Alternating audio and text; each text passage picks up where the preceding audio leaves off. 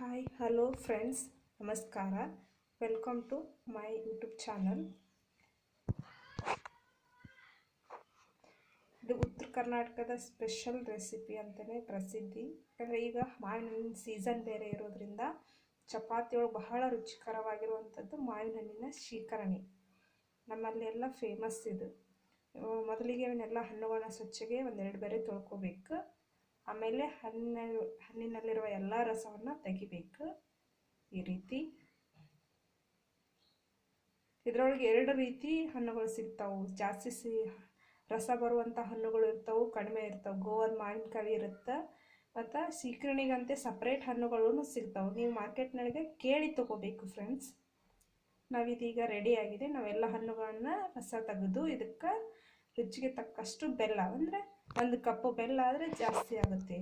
ಈಗ ಮಕ್ಕಳೀಗ ಅಂಗಡಿಗೆಲ್ಲ ಹೋದಾಗ ನಮ್ಗೆ ಜ್ಯೂಸ್ ಕೊಡಿಸ್ ಮಮ್ಮಿ ಅಂತಿರ್ತಾರೆ. ನೀವು ಇದನ್ನೇ ಮನೆಯಲ್ಲಿ ಜ್ಯೂಸ್ ಮಾಡಿ ಬಾಟ್ಲಿಗೆ ಹಾಕಿ ಕೊಟ್ಟರೆ ಅವರು ಖುಷಿಯಿಂದ ಕುಡಿತಾರೆ ಫ್ರೆಂಡ್ಸ್.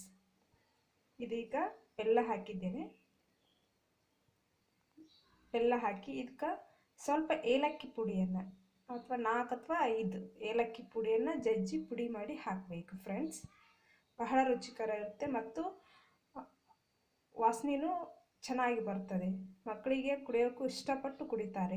ಈಗ ಹೊರಗೆಲ್ಲ ಜ್ಯೂಸ್ ತರ್ತೀವಿ, ಅದೆಲ್ಲ ಎಷ್ಟು ದಿನ ಆಗಿರುತ್ತೋ ಏನೋ, ಮಕ್ಕಳಿಗೂ ಒಮ್ಮೊಮ್ಮೆ ಇನ್ಫೆಕ್ಷನ್ ಆಗಲಿ ಬಿಡಲಿ, ಅವರಿಗೆ ಜ್ಯೂಸ್ ಬೇಕಂದಾಗೆಲ್ಲ ಇವೆ 2 ಮಾವಿನ ಹಣ್ಣನ್ನು ಜ್ಯೂಸ್ ಮಾಡಿಕೊಟ್ರೆ ಬಹಳ ಇಷ್ಟಪಟ್ಟು ಕುಡಿತಾರೆ ಫ್ರೆಂಡ್ಸ್.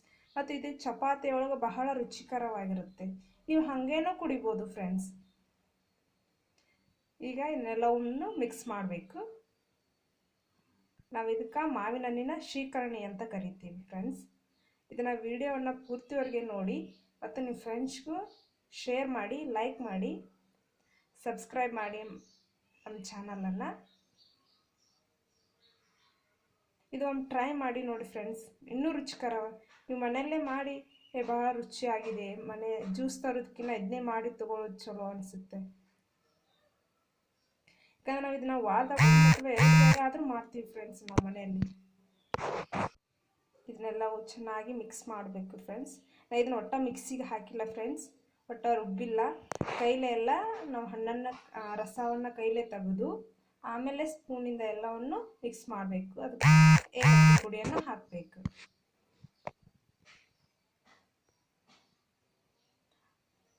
ಬಿಸಿ ಚಪಾತಿ ಜೊತೆ ಮಸ್ತ್ ಇರುತ್ತೆ ಫ್ರೆಂಡ್ಸ್ ಇದು. ನಾ ಇನ್ನೂ ಮಾಡುವಾಗಲೇ ನನ್ನ ಮಗ ಬಂದು ಅಮ್ಮ ಬಟ್ಲಿಂದಾಗ ಹಾಕಿಕೊಡಮ್ಮ ಅಂತ ಬಟ್ಲ ತೊಗೊಂಬಂದ ಫ್ರೆಂಡ್ಸ್.